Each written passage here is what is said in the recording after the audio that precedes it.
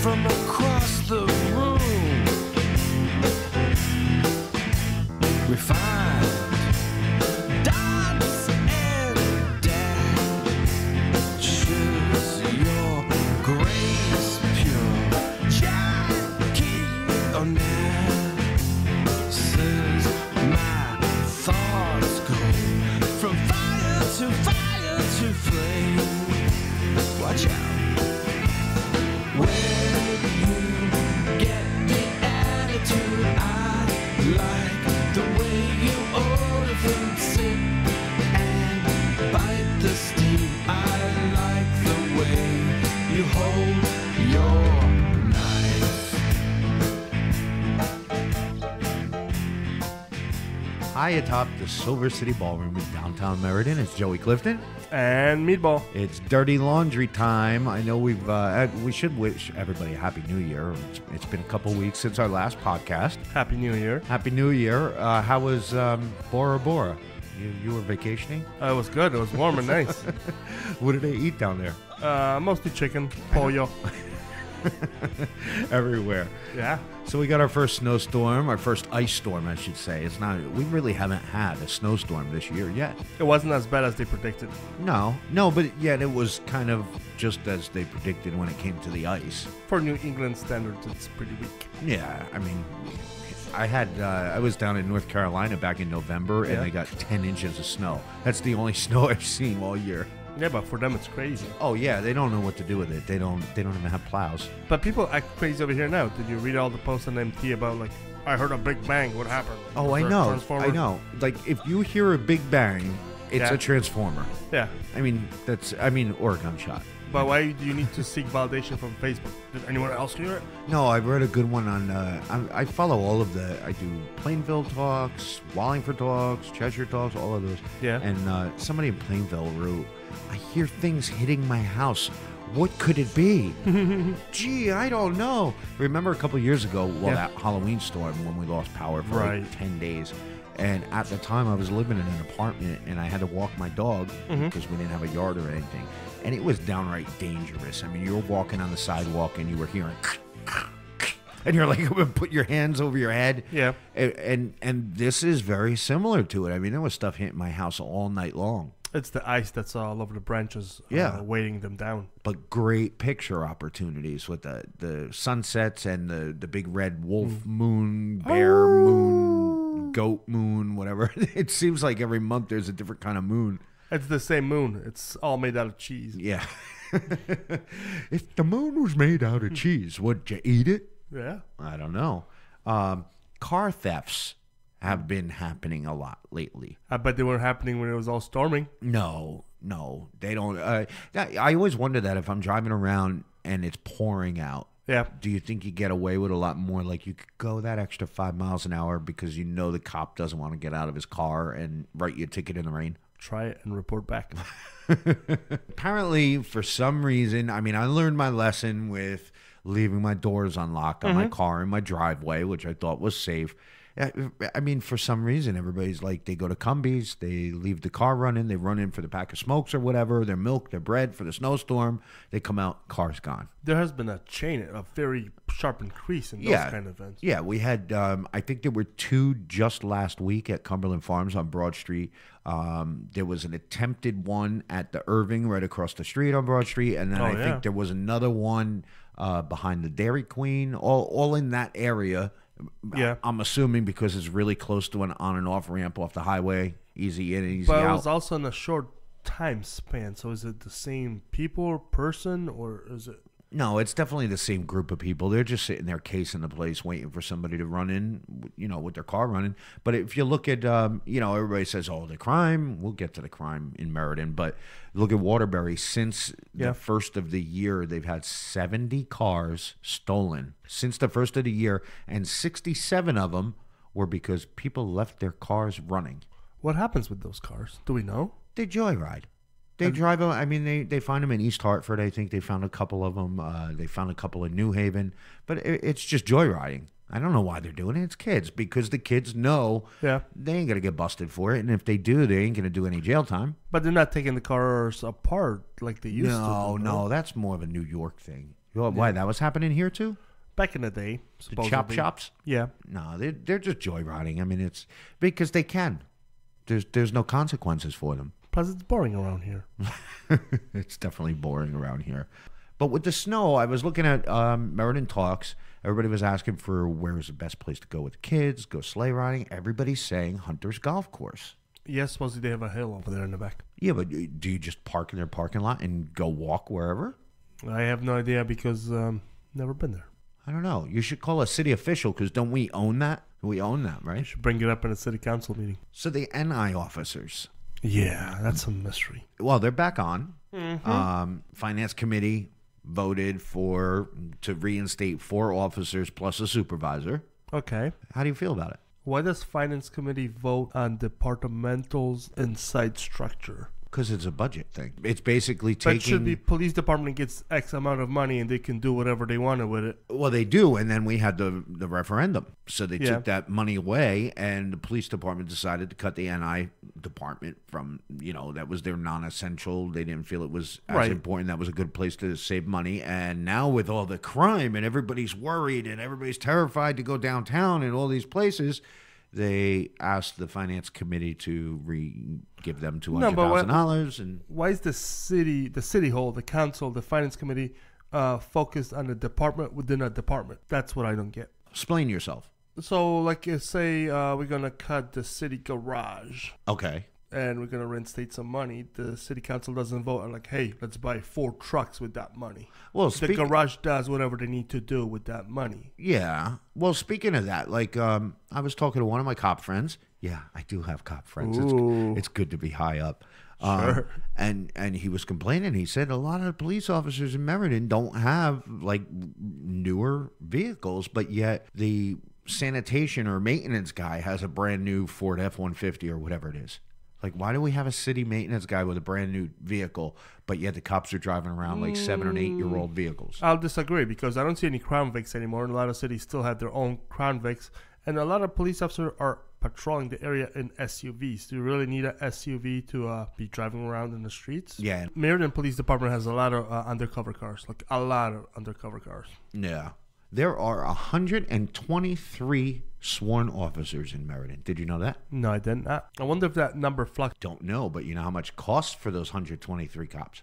Don't know. $9,267,223,000. Yeah, but there's also a lot of overhead costs with running a department itself. Well, they Not just salary. yeah, they go over like $620,000 every year. They go Right. over their budget, and then they cut the $250,000 in the referendum. So the first thing that went was the NI officers. But that's how you get more money next year, is go over your budget. Well, they go over the budget. God forbid they were under their budget. That's for any department in the city. If they were under their budget would get cut. All right, but here's my question. Daffodil Festival. What about it? The city spends $36,000 on police officers for the Daffodil Festival. They're not reimbursed by the Daffodil Committee? No, that's what the city contributes for the Daffodil Festival. Why are you know what I'm trying to say? I know what you're saying because I seen the Daffodil Committee's. Well, like if I want to throw like Yule Fest, Yeah. if we wanted to throw a Yule Fest or an Oktoberfest or whatever on Colony Street, Yep. if I'm the one that's throwing it, I have to raise the money to be able to afford to pay the proper amount of police officers to keep everybody safe. I think it's awesome that the city is deciding, hey, the Daffodil Festival is good for the city. We'll pay for the police officers. But I think that the Daffodil Festival makes enough money between the Chamber of Commerce and all the other organizations that are involved. Oh, they do. I seen their books. They have a lot of money. You've seen the books? Yes. And I think that they can cover. I mean, you're talking $200,000, and they're spending how much money? I just don't see. But once again, they're gonna always try to get money from the city. If the city is willing to give it to them, they'll take it. Yeah. That's any department, any committee, any board. They want to get as much as they can for their project or whatever they're doing. Well, I think that also, it's the perception of the NI officers. Holly Willis, the neighborhood association leader there, she got up and said how much we need them. I mean, nobody's going to say that we don't want NI officers. Of course you want a bigger police presence, no matter where you are, whether you're downtown or in your neighborhood. If your neighborhood's not that great of a neighborhood, to be able to have an NI officer in your neighborhood is great. I don't think anybody disagrees with that. How many NI officers did they cut? Well, there was originally, I think, 11. Okay, so now they're going to reinstate 4 plus 1 supervisor. So basically what they did was they went through how many people called for police assistance or whatever throughout the year, neighborhood by neighborhood, and they picked the 4 highest neighborhoods to put the NI officers back into. So you said we had 123 officers? Yeah. Reinstating NI officers, does it mean we're going to hire more people? No, it's the same, and that's a misconception too. It's the same amount of police officers. All they're doing is, it's overtime is really what it is. If you take 4 officers off of their regular duty and now you assign them a neighborhood to be an NI officer, a neighborhood initiative officer, now those 4 positions from their regular patrol have to be covered by the other 119 officers. So it's overtime. I'm not sure if I really understand or agree with that, because are those officers not taking calls anymore for that neighborhood then? What do you mean? Those NI officers, when they're in the neighborhood, let's say they're on Broad Street. They're Right. assigned to Broad Street, the NI officer, and something happens on Broad Street. Is that officer not directed to go and investigate this accident or whatever it is? No, well, from what I understand, I mean, a regular beat for a cop is always a different neighborhood. Every day, you get assigned a different neighborhood or a different area, or maybe you're doing traffic tickets, maybe you're doing parking tickets. All right. Every single day is different. What they're doing is they're dedicating 4 officers that you're always going to be for the entire year. Your job is to work in one neighborhood, and you're there the whole year. And I don't understand how extra cost comes into that. But because they're taking 4 people off of the regular force. Right. So those 4 positions need to be covered by the rest of the officers, and it's overtime pay. All right, so those NI officers, what? They're just walking around and talking to neighbors and not taking any calls or investigating anything? They are and they're aren't. not wasting resources. No, they're staying in that neighborhood. So it was like the old thought was like, okay, if you have a cop that only works maybe 4 square blocks, right? That's all he has to do. Every day he goes in for 8 hours and he just stays in this one neighborhood. But he takes all the calls though, right? Right. Accident, robbery, parking, other issues. Whatever happens in that neighborhood. I don't believe he leaves the neighborhood to go to a call like 4 neighborhoods away. Right. So the idea is that all the neighbors get to meet him, get to see him, and then you as a citizen that lives in that neighborhood, when you have a problem, you have his personal phone number. You could call him directly. You don't even have to call the police, and you already have a relationship with him. The problem is, how many people go to neighborhood association meetings? Not many. No. You have maybe, between 5 and 10 people go to different, there's 30 whatever neighborhood association meetings in the town. Right. You have a couple, 4 or 5 people that go to the neighborhood association meetings. The cop is there for your NI officer. So those neighbors get to meet that cop, but nobody else in the neighborhood knows who he is. Yeah, but to beat the dead horse just one more time, that officer is a patrol officer as well. Just because he's called NI or whatever. Right. He's still doing what the rest of the cops are doing. And he's still protecting that area. So. Right. He's just staying in one neighborhood. Yeah, that's something I don't understand. Why is there extra cost associated with it? Well, look at me, a struggling business owner trying to keep my business in downtown Meriden. But and you're always smiling, though. No, that's but good. yeah, okay. But then you got a whole bunch of people talking about the crime. Like, it's special interest that really pisses me off because you have like Holly Willis is talking about. Even though the crime numbers went down this year, crime is up. Yeah, but Holly Willis is looking out for herself. Holly's looking out for Holly. It doesn't even make sense. If crime numbers are down, how is crime up? But whatever Holly says doesn't matter to a regular person like me. No, if the statistics for me say the crime is going down, the crime is going down. Holly Willis or Billy something or Holly Willie, Billy Berry, they can tell me that the crime is skyrocketed. And if I don't see the crime... Fake news. Yeah. Well, same thing with the Trump. Trump's saying the unemployment is really low. Yeah. There's not too many jobs to go around. No, but it just pisses me off because, we're trying to get businesses to move downtown. We're trying to get people to realize it's safe. And then you got the neighborhood association lady telling everybody that it's not safe here and crime is up. Then you've got the Chamber of Commerce guy saying, I talk to a lot of business owners and they're worried because they don't see the NI officers. But now, to give him the benefit of the doubt, Sean Moore from the Chamber of Commerce, he did say that it's a perception. It's not actually true. There isn't actually higher crime in downtown. It's a perception that business owners and people have. But they're the one that are fueling the perception. Right, exactly. And that's what I'm saying. It's so wrong to have the Chamber of Commerce, to have the neighborhood association, to have these people. All right, maybe they don't believe that crime is up, but they're saying that that's the perception because they want their NI officers back. Right. And it's not good for business. It's not good for downtown. I mean, I could tell you, wait a minute, I have it on my phone. I could tell you how many calls were called into downtown But as I said before, every department, every association, every little group is going to say whatever they need to say to get more funding, more visibility, more respect or whatever. Right. Everyone's always has their hand out, gimme, gimme, gimme. All right. Downtown, last year, there were 12,000 phone calls in downtown calling for police services. Right. Okay. 12,000. What's downtown? We're Mills downtown? Grove Street. 2,041, Goodwill and Windsor went down. There was like 3,400 to one NI officer in the Grove Street area. There were 2,500 to an officer in the Lower East Side. There was 2,900 phone calls. Crown Village, 250 calls alone just for Crown Village. Dutch Hill, 1,491 calls. Hillside Gardens, 32 calls. I mean, there's a ton of West Siders, 1,800 calls. North Meriden, 1,052 calls. I could go on and on. The fact of the matter is, there's no crime in downtown. There's not. If you go to, Willow Street, you go to Crown Street, go to Grove Street, you're going to find the crime. Why? Because that's where the drugs are. Yeah. And why are you going there? Because you want to buy drugs. Of course. Okay, so the crime is between the drug dealer and the drug buyer. It's not the common person walking down the street, walking their dog, are not getting jumped. Yeah. Okay, so you've got your neighborhoods that I personally wouldn't go by myself and walk down the street, but I don't have to because I don't have a reason to. Really? I don't feel that way. I feel like I could walk on any street in Meriden. No. And be unbothered. There's certain, I mean, even, let's face it, look at West Main Street, like down over by the pawn shop in that area. I wouldn't necessarily walk over there like at 2 a.m. by myself. It's kind of a shady area.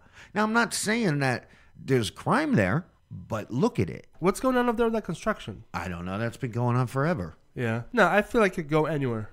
You know who explained it really good? Yeah. I don't know if you know Ross from downtown. Mm-hmm. This was him at the finance committee meeting, and I think he summed it up really good. Happy New Year. Ross Galino. I live on the east side. Perception is everything. Sometimes perception even becomes reality. I can't tell you enough how difficult it is, or also a real estate broker in downtown, how difficult it is to overcome the perception of it not being safe. Personally, I don't have a problem with the safety, but perception is very important. And if we need to grow economically and we're trying to attract new business, new residents, and just basically grow our city throughout, it's crucial that perception is that we're a safe city. And he's got it exactly right. That's exactly what it is. It's the perception. So I'm not like dogging, Sean Moore or Holly Willis. They're talking about the perception is that people think downtown is not safe. But as I said, they're the ones fueling it because it benefits them. Exactly. But at the cost of everyone in the city. Exactly. That being said, I realize that, it's also economics, right? We need money. Where do we get the money to do this? I'm sure that there's still money out there that could be had to reinstate. Let me be clear. I'm all for bringing back the NI unit. Again, I say you can find the money. Recently, I know you've had some layoffs. I know there's some positions that are not crucial positions have been vacated. And those positions have opened up several dollars that can be used towards funding this. There's also CBDG funds that were being used for salaries for some pretty questionable positions as far as how they benefit the red line area, I believe it's called. I think this is a much better use for those same funds. I don't think it's a stretch. I think all you have to do is open up that book and read what that money's really supposed to be used for. And I think that you'll see those CBDG funds are much better used for the Neighborhood Initiative Unit. That's all I have to say. Thank you. I love Ross.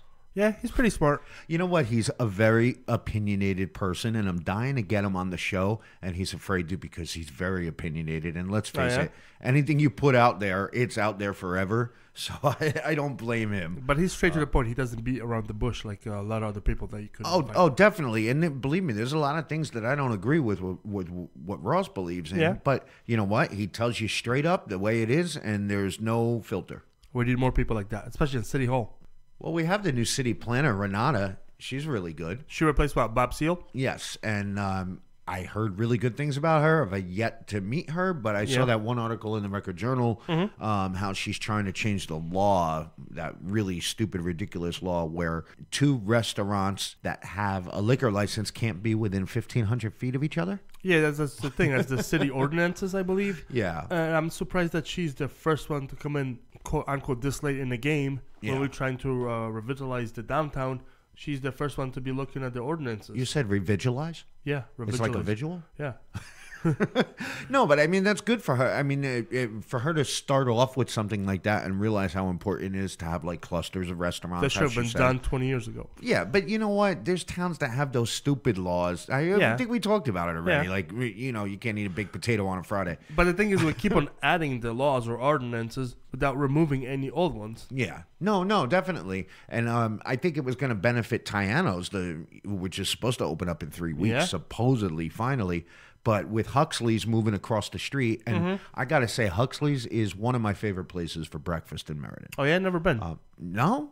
With all the library books, and they've got like the old Reader's Digest and the National Geographic, like things my grandmother had like on the shelves. New Yorker? Books that we used to look at. And then they have a piano player on the weekends that just comes in. If you know how to play piano, they'll let you play the piano. I can pretend. Yeah, while everybody's eating breakfast. But anyway, they're moving across the street into a much bigger building, and they're going to be right next door to Tiano's, so now they could get their liquor license, where before they would have had to get a variance to be able to do that. No. See, on the other hand, those two businesses should be racing who can complete their business first. So get alcohol as a reward. Well, they're two totally different businesses. But you know where it's really going to be good, which I liked in the article, was they were saying at Westfield Mall. Yeah. Because Ruby Tuesdays is the only one in there with a liquor license. And I think that's because, you know, any other business in there is within 1,500 feet. So now maybe you'll get like a Dave & Buster's or something like that would move in. No, malls are dying. Wow. Yeah, we'll see. Well, it was just sold.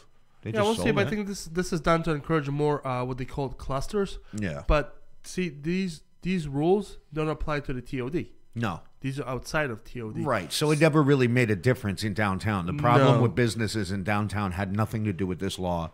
And I think Juliette Brodelsky from Economic Development even was quoted in the paper saying, I don't know of a situation where somebody like didn't open a business because of this or had to get this variance. It just hasn't come into play yet. But she also said, somebody also said that there's scouts for these companies that look at potential areas. Well, sure. And if they see ordinances that are not favorable for them, they just don't even pursue it. So instead of, say, Meriden, they say the ordinances are not good, let's go to Middletown or Berlin. Right. Well, like even Starbucks. I know Starbucks has their corporate guys that go around and they find the perfect location and they base it off of the population. The demographics. Right, everything. So I'm sure they have people like that. When is Tiano's opening? 3 weeks. Apparently, they had a soft opening.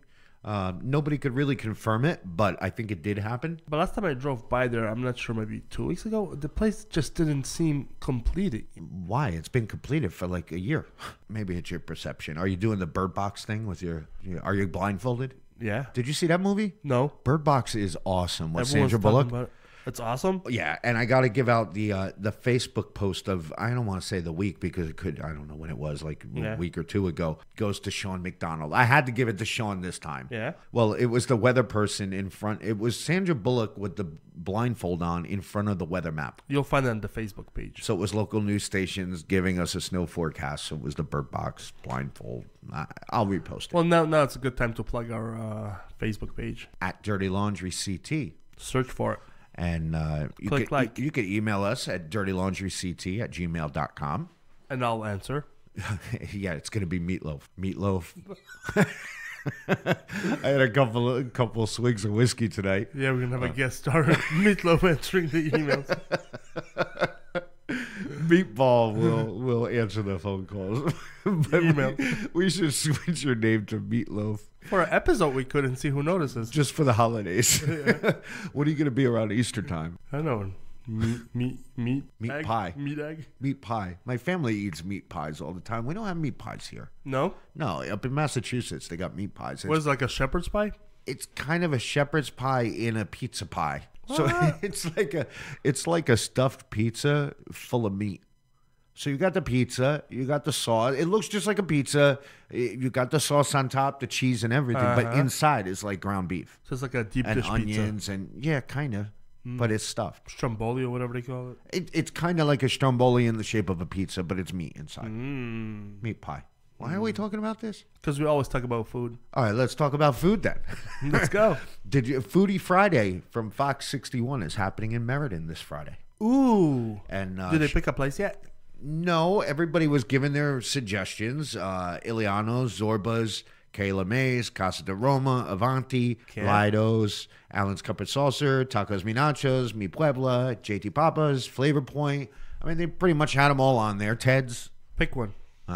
For me, I would say Ted's, but I'm sure they've probably been on there before. Probably. I would say Little Rendezvous, but it's kind of just pizza. Like they usually do, like if you watch Fox 61 with Sean Prograno, he usually does like, you know, I mean, they're usually breakfast places only because they're there at breakfast time. So Huxley's. So Huxley's would be an awesome place to be. But if I were to pick one restaurant from Meriden area, I think it would be Little Rendezvous. Just because it's just the look of it, the feel of it, the fame of it, and the taste of it. Yeah. Well, did you see Mr. Taco Truck is moving over on Pratt Street? What are they going to do with the truck? I think they'll probably still use the truck, but they're moving right next to Big M Liquors on Pratt Street. Oh. Big, huge space. Good for them. Good for them. So there's a perfect example of starting out small with a food truck and graduating to a brick and mortar business. Yeah. Hopefully to see somebody replace the food truck space by the railroad station. Oh, where they are. Where they were. No, I mean, they might even stay there. Who knows? I mean, they got the food truck. They're growing like that way. Do double businesses. Well, plus they got those three, the Meriden Commons 2 going up. There's like 3 buildings there worth of people. That's a sweet spot, though. Hold on to it. Oh, definitely. And I believe, don't quote me on this, but I think our brand new medians on Pratt Street fared very well with the snowplows. Everybody was concerned. Oh, the snowplows, they're going to wreck down the Nobody was median. concerned. They were just using it to complain about something. Yeah, I think the snowplows know where the streets are. And nobody cares about the islands. No. Our Wendy's girl, Kimberly Santiago, she wanted to make us aware that there's a new Wendy's menu coming out soon with 3 brand new sandwiches. How much were they going to be? And how many sandwiches? I don't know, but she made sure that she told everybody, you got to read the menu because I guess everybody bitches at her when they go up to the window and order. No, she's a good employee. She's doing this the goodness of her own heart. I love Kimberly.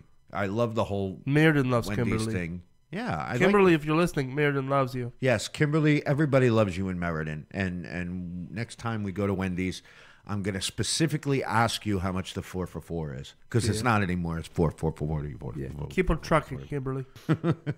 So Foodie Friday, make sure you watch on Fox 61 this Friday morning. I think they're there at 9 in the morning, but they might be there at 8. I'm not sure. Do they announce beforehand who it's going to be? They probably do the night before. So maybe Thursday night they might announce who it's going to be.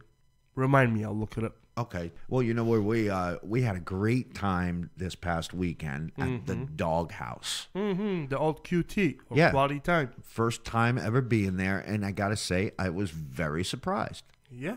Well, we went there for Denise's retirement party. Denise, Human Health and Services, and then she was doing the parking garage, and we talked about her plenty of times. And she has her retirement party, and we went to Dog House, so it was kind of cool because we were celebrating Denise's retirement and also checking out the Dog House for the first time, and it was awesome. See, but like a lot of places in Meriden, Dog House doesn't look attractive from the outside. No, it doesn't. I mean, they never really changed the look of the outside from when it was Quality Time. They did get rid of the race car that was sitting there. Oh, yeah? a long time. Remember? No, There was like a race car sitting out in front forever. I hardly ever drive that way. But I mean, inside is great. It's a sports bar. Yeah. It's like going into Buffalo Wild Wings, kind of. Seems like in the summer it's going to be the happening spot. Yep, they got awesome craft brews. They got really good IPAs. I had a double IPA, which was perfect. And then they got the outdoor patio, which was, all right, they need to update the TV on the outside patio because they have like one of those big, huge projection things in a box. I mean, if you've ever been to Quality Time, you know what I'm talking about. But the deck is great. It's private. It's heated. It's a really cool, fun space. They got a bar outside. They have the new back part there. Their wings were awesome. I highly recommend it. And if you want to be a sponsor, make sure you email us at dirtylaundryct@gmail.com. And I highly recommend go to Doghouse, get a good beer, a good thing of wings, and watch the Super Bowl. Yeah, and check out the patio area. Yeah, the owner, I met her. She was really nice, and it's like the Silver City Ballroom here, where owner operated. She's there busting her ass the entire time, Right. And I think that really shows, in businesses when you see the owner there working with a smile on her face. It's a dedication. Yeah, it was really good. So, congratulations to Denise. Yeah. Hopefully we will. There's a whole story about Denise we'll get into on another podcast, but we're going to have her on at some point. Thank you, Denise and friends. There were a lot of friends over there, too. Denise doesn't, you know what? No matter what job you give her, she will do it with a smile on her face. And that's why she has so many friends. Yep. And if you've ever parked at the city municipal lot or the city garage on off of Grove Street, you know Denise because she smiles, she talks to you, she walks around, she cleans everything up. She took pride in no matter what job she did. Yeah. And she came from Human Health and Services, which, working with the children, she took a lot of pride in that. And I think she won a couple of awards for that. Probably. And then going to the garage, and she took pride in that. So Meriden lost a really good employee there. Congratulations, Denise. Well, other people are retiring, too. I think they give them like some kind of special package, and there's- everyone took it. Yeah, there's a bunch of people retiring. Hey, Silver City Ballroom, have your retirement party. And you get to hang out with us. Yeah, exactly. We're kind of funny. What time's the splash pad opening? Tomorrow? I don't know. It might be open already. Is there a parking band? With trumpets and trombones and all of that? Was it lifted? Because not all the streets are plowed. Yeah, I think they were keeping it until Tuesday morning. So, but we will be back next week. We took a couple weeks off there. We had to recuperate from New Year's and send all your dirty laundry info. You could send it anonymously to dirtylaundryct@gmail.com or on Facebook. Let us know all the dirty secrets, like where have all the mailboxes gone? Yeah.